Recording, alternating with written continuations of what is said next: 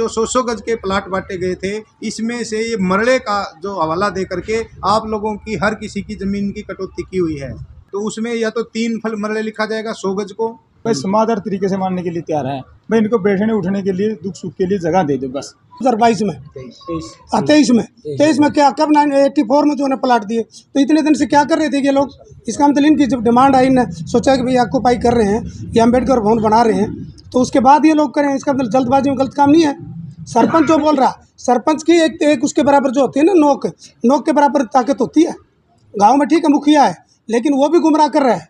साहब आज गांव झाणा के मामले को लेकर के हमने प्रदेश स्तरीय कॉल दी थी, जिसमें हजारों की संख्या में सभी सामाजिक संगठनों ने, सभी गांवों से, सभी कस्बों से, सभी शहरों से साथियों ने आकर के इस गांव झाणा को कहीं ना कहीं आपको ताकत देने का काम किया है। हम सभी जितने भी साथी यहाँ पर पहुँचे, जितने भी सामाजिक संगठन थे, सभी का तहे दिल से धन्यवाद करते हैं और उन सभी साथियों का भी धन्यवाद करते हैं जिन्होंने इस आंदोलन को अपने तन से, मन से और धन से सींचने का काम किया है, क्योंकि बिना खर्चे खर्चे के कोई भी आंदोलन नहीं चलता है। तो उन सभी साथियों का धन्यवाद हम करना चाहते हैं जिन्होंने हमें कहीं ना कहीं ताकत देने का काम किया है। आज सभी साथियों ने संगठित होकर के बड़ी मजबूती के साथ में हमारी जो हरियाणा सरकार को आईना दिखाने के लिए माननीय जो हमारे महामहिम राष्ट्रपति जी हैं, उनके नाम एसडीएम को ज्ञापन सौंपा है और उसके अंदर जो हमारी मांगें थी, जितनी भी मांगों को लेकर के हम लगभग पिछले 21 जुलाई से निरंतर धरने पर बैठे हुए हैं, आंदोलन कर रहे हैं, उन्हीं मांगों को लेकर के हमने आज एसडीएम साहब को ज्ञापन सौंपा है। तो सर, आज जब आप प्रदर्शन करने गए एसडीएम ऑफिस में गए, तो एसडीएम के साथ थोड़ी बातचीत भी हुई है? एसडीएम साहब के साथ में आज हमारी बात हुई। उनका साफ तौर पर चेहरा ही बता रहा था कि भाई उन लोगों के ऊपर कितना दबाव है, कितना प्रेशर बना हुआ है। सभी के सभी, क्योंकि जब चोर होता है ना, चोर की डाडी में तिनका होता है। आज ये चीज़ साफ तौर पर समझ में आ रही है कि भाई किस प्रकार से जो है एक लिपापोती का काम जो किया जा रहा है। बहुत बड़ी मात्रा में यहाँ पे हेराफेरी हुई है, बहुत बड़े स्तर पे घोटाला हुआ है और ये कोई एक गांव झाणा का मामला नहीं है। ये लगभग जहाँ जहाँ पे इस प्रकार की स्कीमों के तहत में पात्रों को जो प्लाट आवंटित किए गए थे, सभी जगह यही हालात हैं। वहाँ पे ज़मीन हड़पने के लिए उन लोगों के हक की जो ज़मीन है उसको कटौती करके खाने का काम किया गया है और ये बहुत ही निंदनीय काम जो प्रशासन के कुछ अधिकारियों द्वारा किया गया है, जिसकी हम कड़े शब्दों में निंदा करते हैं। वकील साहब, अगर लगातार 10 दिन से आप यहाँ पे बैठे हुए हैं और प्रोटेस्ट को 15 दिन के आसपास हो चुकी है, लेकिन आपकी हाई लेवल की मीटिंग्स भी प्रशासनिक अधिकारियों के साथ हुई है, रात को भी आपकी मीटिंग चल रही, तो उसमें क्या फैसला हुआ? हमारी सीएम से लेकर के निचले स्तर के जितने भी कर्मचारी अधिकारी हैं, सभी के साथ में मीटिंग हो चुकी है, लेकिन हर कर्मचारी अधिकारी और नेता जो है वो सिर्फ और सिर्फ एक अपनी जो गलती उन्होंने की हुई है उसको ढकने के ऊपर लगा हुआ है। उनकी साफ तौर पे मंशा एक ही नज़र आ रही है हर प्रशासनिक अधिकारी की और नेता की कि भाई इस ज़मीन को छोड़ करके आप इनसे 4 गुना ज़मीन मांग लो, हम दे देंगे। लेकिन हम सिर्फ और सिर्फ अपने हक और अधिकारों के मांगने के लिए ये प्रदर्शन कर रहे हैं। हम किसी लोभ लालच के अंदर या कोई गंदी मानसिकता लेकर के कि भाई लालचवश हम ये आंदोलन पे नहीं उतरे हैं, किसी का हक खाने के लिए हम आंदोलन नहीं कर रहे हैं। हम सिर्फ और सिर्फ जो हमारी ज़मीन है, जो हमारे हक की ज़मीन है, उसी को मांगने के लिए हमने ये आंदोलन शुरू किया था। आज भी हमारी वही मांग है, एज इट इज़ है कि भाई हमें सिर्फ और सिर्फ हमारे हक की ज़मीन है वही दी जाए। हम किसी का जो हक नहीं मांग रहे, किसी और की ज़मीन नहीं मांग रहे, हम सिर्फ अपनी ज़मीन मांग रहे। वकील साहब, जब एसडीएम साहब आया, एसडीएम साहब ने एक ही बात मेरे ख्याल में रट रखी है, मैं तो ये कहूँगा कि वो कह रहे कि 3 मरले हैं इनकी ज़मीन, 3 मरले, लेकिन आपने सीक्वेंस से सारी बातें उनको समझाई भी है, जो एक सारी की सारी बातें जो है एसडीएम साहब को भी बताई, वहाँ पे मौजूद कर्मचारी अधिकारियों को भी बताई और जो हमारे साथ में आंदोलनकारी थे उन सभी को भी बताई, क्योंकि ये चीज़ सबको पता होना ज़रूरी है कि वे जो पैमाना होता है किसी भी ज़मीन को मापने का, उसका जो सिस्टम होता है कि वे जो गजों के अंदर जो ज़मीन दिखाई गई है, हमारी ये चीज़ हम आपके चैनल के माध्यम से स्पष्ट करना चाहते हैं ताकि वे उन लोगों के भी कानों के पर्दे खुलें, उन लोगों के भी आंखों से पर्दा हटे जो लोगों को मिले हुए हैं लेकिन उनको पता नहीं है कि भी उनके साथ में भी ठगी हुई है। हम सभी उन आपके चैनल के माध्यम से सभी को बताना चाहते हैं कि ये जो 100 गज के प्लाट बांटे गए थे, इसमें से ये मरड़े का जो हवाला दे करके आप लोगों की हर किसी की ज़मीन की कटौती की हुई है। बेशक आप अपना रिकॉर्ड चेक करवा सकते हैं, बेशक आप अपना जो डॉक्यूमेंट है उनको खंगाल सकते हैं, आप लोगों की जो ज़मीन है वो बहुत ही गंदी मानसिकता के तहत में हट भी गई है। जो 100 गज के प्लाट हैं उसको मरले में कन्वर्ट करके, जब किसी भी ज़मीन को गज़ों से मरले में कन्वर्ट किया जाता है तो उसका एक सीक्वेंस मेथड होता है, तरीका है। फुल फिगर होता है। तो उसमें या तो 3 फल मरले लिखा जाएगा 100 गज को।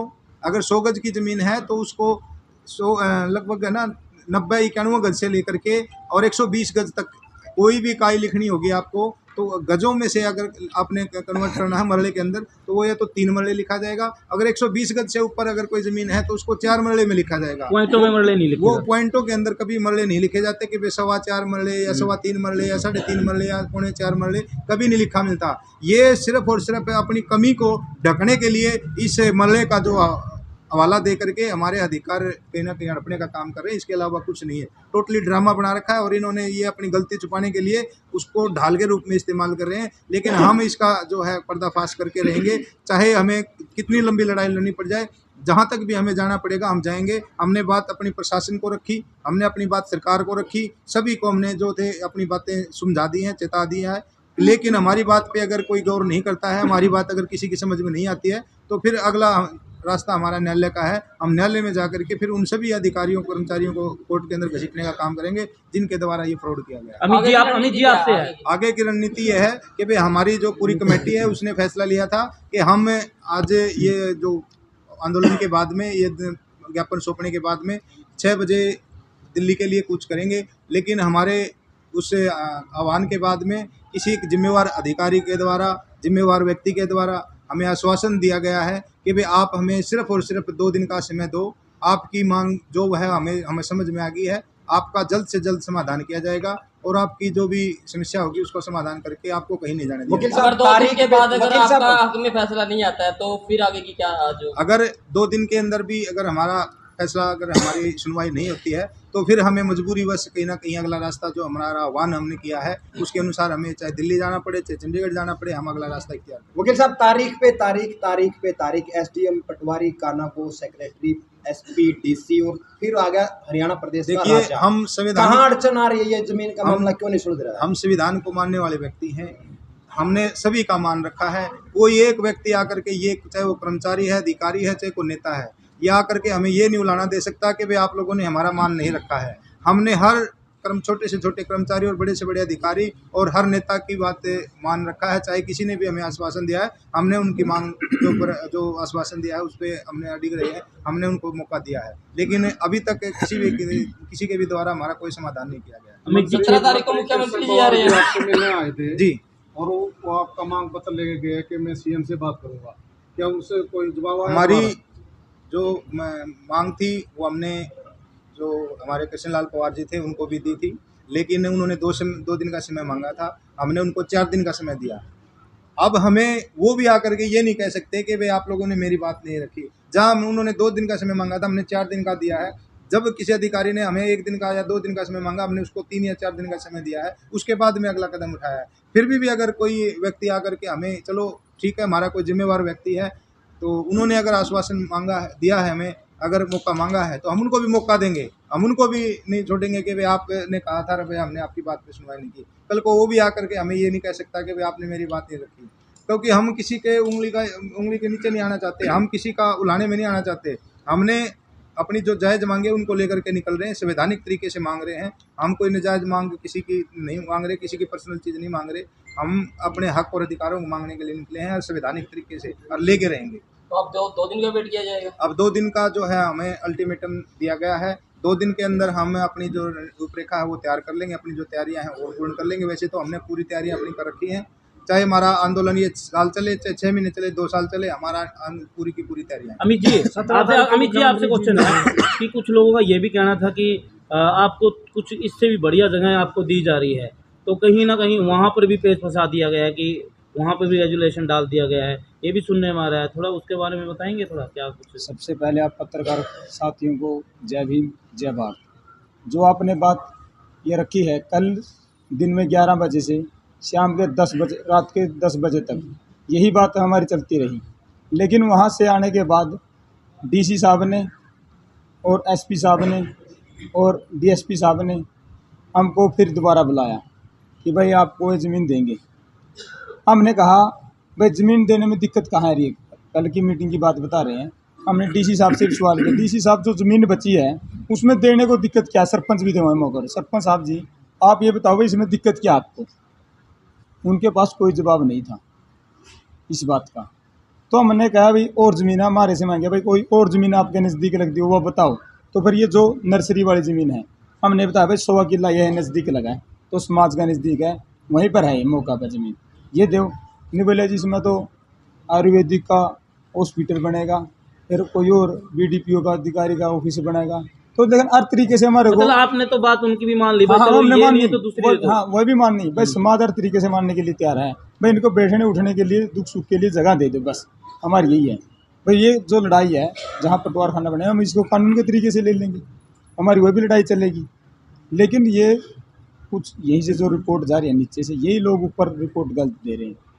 सीएम का कोई खोट नहीं है इसमें। सीएम साहब से जो बारी जितनी बार हम मिले 3 बार मिले हैं, सकारात्मक बातचीत हुई। पूरी स्पोर्ट में थे सीएम साहब। बोले भाई जो भी ज़मीन पटवार खाने के बाद बचती है तो इनको दी जाए। ओएसडीओ ने डीसी साहब के पास फ़ोन किया था 24 तारीख को, 24 तारीख की हम बात बता रहे हैं जिस दिन हमारी मीटिंग थी, पूरी कमेटी गई थी। तो भाई जो बची ज़मीन है नहीं भाई इनको देनी है। तो सीएम का आश्वास वहाँ से फ़ोन आने के बाद भी निचले अधिकारी काम नहीं कर रहे, फिर तो ये सीएम से बड़े हैं। नहीं ये कोई हमारे वकील साथी हैं करमवीर जी चंडीगढ़ से आए हैं, इन्होंने सवाल जवाब किया एसडीएम साहब से भाई रेवेन्यू डिपार्टमेंट में कैसे गई ज़मीन, उसका कोई डॉक्यूमेंट नहीं दे रही है भाई। ये गपला किसने कर क्या है, कहीं ना कहीं तो छेड़खानी करके कागजों के साथ। और उसमें एक सीधा लिखा गया बड़े बड़े शब्दों में चंडीगढ़। भाई ये चंडीगढ़ लिखा किसने है, वो चंडीगढ़ तो लिख दिया किसकी मोहर है, किसके साइन है, लिखा किसती है, यूँ किसती बदली है ज़मीन। गुमराह कर क्या है सारा प्रशासन। जब सरकार के अधिकारी हैं, सरकार को गुमराह कर सकते हैं तो आम जनता को गुमराह करना तो कोई बड़ी बात नहीं है। तो चाहेंगे ऐसे अधिकारियों पर कार्रवाई हो? देखो उनके लिए बड़े अधिकारियों हो या छोटे अधिकारियों सबके लिए संविधान ने आर्टिकल दे रखे हैं, जिस पे जैसी कार्रवाई हो सरकार ने करनी चाहिए। कोई भी अधिकारी उसमें छोटा हो बड़ा हो, सीएम साहब ने करेंगे कार्रवाई आप उनको? देखो हम तो कोर्ट में घसीटेंगे। जैसे हमारी बहन बेटियाँ हमारा समाज परेशान है तो हम इनको बख्शेंगे थोड़े। जिन लोगों की वजह से हम सड़कों पर यहाँ प्रदर्शन कर रहे हैं, आप लोग भी यहाँ आ रहे हैं देख रहे हैं, तो उन्हीं की देने से सारे लोग परेशान हैं, तो उनका इलाज तो पहले करेंगे। ये बात हम खुले आप भी बोल रहे हैं भाई। देखो जितना टाइम लगना ये लड़ाई हम जीतने के बाद उनको कोर्ट में घसीटेंगे भाई। जिन अधिकारियों ने ये काम किया है उनके खिलाफ हम कानून कार्रवाई जरूर करेंगे। वकील साहब आपने एसडीएम साहब से बातचीत की थी, आपने उनको बताया भी, आपने जब कहा ज़मीन इनकी है और उन्होंने कहा भी रेवेन्यू डिपार्टमेंट की है, उसमें आपने कुछ बातें पढ़ी थी, वो बताइए जरा। पहली बात तो ये है कि जितने 124 जो प्लाट धारक थे उतनी गवर्नमेंट ने ज़मीन जो एक्वायर की, और वो 100 गज के हिसाब से, जैसा कि साथी वकील ने बताया है कि वो 100 गज उन्होंने 90 गज तो मान लिया। अगर 90 गज देते तो 90 गज ही मानते। तो एसडीएम साहब को भी तहसीलदार ने कानून को पटवारी ने गुमराह किया हुआ है। और आपने पता है एसडीएम साहब को हम सरेआम बोल के आए हैं कि आपने गलत फिक्र दिया है। अब एसडीएम साहब की बात हम चंडीगढ़ जाके बताएंगे, कुछ अधिकारियों को बताएंगे कि इस तरह के लोकल अफसर बैठा रखे हैं। और डीसी साहब को सारी चीज़ें आगे अमित भाई ने बताया, तो उसके बाद ये सुलझाना नहीं चाहते। और ये मैं कहता हूँ कि ज़मीन हमारी है, जो तहसीलदार कानून को मैं सवेर से रट्टे लगा रहा हूँ, इनके ऊपर SC/ST में केस दर्ज करेंगे हम। और या तो ये समझ जाएँ 15-20 दिन के बाद हम इनके ऊपर केस दर्ज करेंगे जो इन्होंने गलत काम किया है। और आप लोग सारे मीडिया के साथ देख रहे होंगे कि ये आप हंसते दिख रहे हैं और आप कह रहे हैं दूसरी ज़मीन ले लो, तो आप दूसरी क्या क्यों बात कर रहे हैं। और वहाँ जो ज़मीन है जो कहते हैं कि वो एकदम ट्रांसफ़र नहीं होती, रेवेन्यू में जाती है, ऐसी गलत तरीके से केस रेवेन्यू को भेज के इन लोगों ने ऐसा कराया। और कब करा? 2022 में, 23 में क्या, कब 84 में जो उन्हें प्लाट दिए। तो इतने दिन से क्या कर रहे थे ये लोग? इसका मतलब इनकी जब डिमांड आई, ने सोचा कि भाई ऑक्यूपाई कर रहे हैं या अम्बेडकर भवन बना रहे हैं, तो उसके बाद ये लोग करें। इसका मतलब जल्दबाजी में गलत काम नहीं है। सरपंच जो बोल रहा, सरपंच की एक उसके बराबर जो होती है ना, नोक के बराबर ताकत होती है। गाँव में ठीक है मुखिया है, लेकिन वो भी गुमराह कर रहा है। माननीय मुख्यमंत्री जी ने उसको मंत्री को भी गुमराह किया है, उसको भी सही तथ्य नहीं बताया रेवेन्यू ने। तो ये ज़मीन हमारी है, इन लोगों की ज़मीन है, रजिस्ट्री हमारी है। पहली बात तो हम ज़मीन वही लेके रहेंगे। हम इसकी सारी बातें जाकर जो है ना, हमारा जो ऑल इंडिया के लोग बैठे, बहुत सीनियर अधिकारी बैठे हमारे साथ, उनके साथ बताएंगे, या गाँव अपनी इज्जत को बचा ले और ज़मीन लोगों को दे दे। रोडों पर आ रहे हैं, कितनी बुजुर्ग महिलाएं बैठे, बुजुर्ग आदमी बैठे, इतने दिन से रोडों पर हैं, क्या शर्म नहीं आती? और एसडीएम का आपने व्यवहार देखा आज, यानी आया उसी आज आप लोग ज्ञापन दे के आए और डीएम साहब कोई बिना किसी को बात सुने आश्वासन दिए वैसे ही भाग गए। ऐसे तो हालात में मैं कहता हूं कि एसडीएम का फर्ज बनता था अपने अपने स्टाफ को बोलता कितने लोगों को चाय पानी पिलाओ बैठाओ और उनके साथ कुर्सी पे बैठ के आराम से बात करता और उसी टाइम कागज मंगाता, पटवारी बुलाता, उसको तहसीलदार को वहाँ बुलाता कि ये कागज आपके क्या था। एसडीएम की ड्यूटी बनती है, हमने भी अपना काम किया। असर तो नहीं है डीएम के ऊपर? नहीं है तो सरेआम दिखता है कि दबाव है ही, लेकिन यहाँ का लगता है कि जो लोकल मंत्री की बात भी हो सकती है। लोकल मंत्री हमारा है, हमारे दलित समाज का है। आज दलित समाज के लोग सड़कों पर हैं, शर्म आनी चाहिए ना उनको। वो तो मिलने भी नहीं आया कह रहे लोग। कौन मंत्री जो यहाँ का मंत्री है? नहीं, मंत्री आता है तो उसमें जो ना जो चौड़े चौड़े हाथ करके समाज के अंदर फूट डाल दी। समाज में कहता है डीएससी रेएससी बढ़ाकर जो देना कुछ नहीं, सारे हमारे स्वीपर सारे आउटसोर्सिंग कर दी, सारी नौकरियां आउटसोर्सिंग कर दी। किस बात का डीएससी रेएससी करता है? तो हमारी वैकेंसी भर देना है। अगर एक समाज में एक परिवार में बाप के 4 बेटे अलग नहीं होते, हम आपस में लड़ा दिए दिन प्रतिदिन, उसके बाद हमारे पर अत्याचार बढ़ रहे हैं, लेकिन हम इस बात को आगे नहीं आने देंगे। हमारा समाज एक है। आज ना आपने देखा होगा आड़े सभी लोग हैं, सभी शेड्यूल कास्ट भी, बैकवर्ड क्लास और दूसरे जाति के लोग भी हमें सपोर्ट करने आ रहे हैं और आने वाले समय में ये मुहिम तेज होगी। मैं अपील करता हूँ आपके माध्यम से कि प्रशासन ने जो गलती करी इसको सुधार करके वो ज़मीन हमें दे दे। जो पटवार खाना बना रहे हैं उसका हमारा कम्युनिटी सेंटर सरकार बना दे, ताकि ये इज्जत जो आपकी बची हुई हरियाणा की दलितों के अत्याचार दिन प्रतिदिन बढ़ रहे हैं, वो उसमें सरकार की भी बेइज्जती है, प्रशासन की भी बेइज्जती है और राज्य की भी बेइज्जती है। इसलिए अपनी जो हमारी मांग हो जायज़ मांग है, कोई गलत डिमांड नहीं है। सर जो पिछला महीना है कितने इसमें इशू है? कैथल में एक मैं बहन के साथ दुर्व्यवहार हुआ, हिसार में एक बच्चे को मार देगा गणेश वाल्मीकि को, एडवोकेट रजत कल्सना सोशल एक्टिविस्ट है उनको परेशान किया जा रहा। नरवाना के अंकुर गुरु पत्रकार है उनका भी प्रशासन परेशान कर रहा है। देखो, प्रशासनिक अधिकारी होने के नाते मैं बताना चाहता हूँ ये सारा काम प्रशासन का होता है। और मान लो उसको गणेश वाल्मीकि को का क्रिमिनल था, अगर मैं क्रिमिनल गोली से मार दोगे, मैं घर में बैठा हूँ, ये नाले का काम, उसको दोषी ठहराते जेल में डालते। अभी एक लड़की मार दी हमारे ओड बरादरी की, कहती वो नशेरा करती, यानी हमारे आदमी को भी मारे और हमारे ऊपर आरोप भी हमें इलीगल आदमी भी बनाए। एक लेडीज़ को मार दिया आज हॉस्पिटल में उसको बुलाकर, अभी एक आदमी हमारे घर से ले गए, रात को पुलिस के उसमें कस्टडी में मार दिया। क्या है? और कुछ लोग जो है ना पुलिस का ही वो कर रहे हैं। अरे भाई, इंक्वायरी में आप सरेआम मारते हो छत पर। उनकी जो पहले वाली वीडियो नहीं दिखा रहे गणेश वाल्मीकि जी की, जिससे वो अपने हथियार लेके आए हैं। क्रिमिनल होंगे तुम कानून कार्रवाई करो। और हमारे लोग रोडों पर जो घूम रहे हैं उनकी आपने दिखती नहीं है। इतनी बूढ़ी बूढ़ी लेडीज हैं और हैं, घर परिवार इतने दिन से छोड़ रहे हैं, शर्म नहीं आती? 1000 गज अगर ये कहीं काम कहीं, मैं सरेआम कहता हूँ मीडिया के सामने, 1000 गज लेके ले हम अम्बेडकर भवन बना दें, हम बना देंगे। आज बाबा साहब की वजह से हमारे पास सब कुछ है। अब मैं आह्वान करूँ जितने लोग बैठे यही अम्बेडकर भवन बना देंगे, लेकिन गांव की इज्जत तो गांव में बचानी चाहिए ना। मैं तो अनुरोध करता हूँ, गांव में आज पंचायत होने जा रही है, आप लोग जाओगे तो वो अपना जो है ना इज्जत बचा ले। बेइज्जती हो रही है उसकी, दान करती है पंचायतें भी। हम भी पंचायत में रहे, हम भी प्रशासन में रहे हैं, बहुत लोगों को हमने जो ना सरकारों से जो ना चीज़ें दिलवाई। एडवोकेट साहब एक मिनट, जो आपने कहा ये चीज़ें थी जो ज़मीन है, इस ज़मीन को लेकर जो से अधिकारी ने रेवेन्यू डिपार्टमेंट के कौन से अधिकारी हैं जो फंस सकते हैं? इसमें पटवारी सबसे पहले, फिर कानूनगो और तहसीलदार, 3 आदमियों का रोल होता है। उसके बाद डिप्टी कमिश्नर की बात भी आती है, डिप्टी कमिश्नर को देखना चाहिए। एसडीएम ने भी आज एसडीएम की ड्यूटी बनती थी, पटवारी तहसीलदार वहाँ बात के लोग आ रहे हैं। एक ज्ञापन लेकर एक आदमी, थर्ड आदमी, उसको धमकाया भी मैंने, वो कहता है जी आप ऐसे बोल दो, यानी आप देख रहे हो ना, आप कहते हो जी हम तो मांग पत्र मूल रूप में भेज देंगे। अरे तू लोकल प्रशासन में अधिकारी किस लिए लगा है? अगर तू प्रशासन चलाने के लायक नहीं है तो तू एसडीएम के लायक नहीं है। लोगों की बैठा के मीटिंग करके क्यों नहीं प्रॉब्लम सॉल्व करता? ठीक है जी, आप क्या लास्ट फैसला है जी आपका? ये मैं बताऊंगा। ये लोग कमेटी आदमी ये लोग अपने आप को स्थायी रूप में मान रहे हैं। एक मिनट जी, लास्ट फैसला बता दीजिए। हमारा फैसला भाई साहब ने बताया है, बस 2 दिन का जो समय है, किसी सीनियर अधिकारी ने हमसे कॉल मांग गया नहीं मेरे को 2 दिन दिए जाए, उसके बाद हमारी कॉल है जो वो यहीं पर होगी और आप पत्रकार साथियों को सूचित किया जाएगा। तो कुछ बातें ऐसी है जो हम खोल कर नहीं बता सकते सबके सामने, जो अधिकारियों ने हमको कहा है। उसके बाद हमारी कॉल है वही यहीं पर होगी, आप सभी को सूचित किया जाएगा। ठीक है, जय हिंद। धन्यवाद। एडवोकेट सुनील जी, आपसे अलग से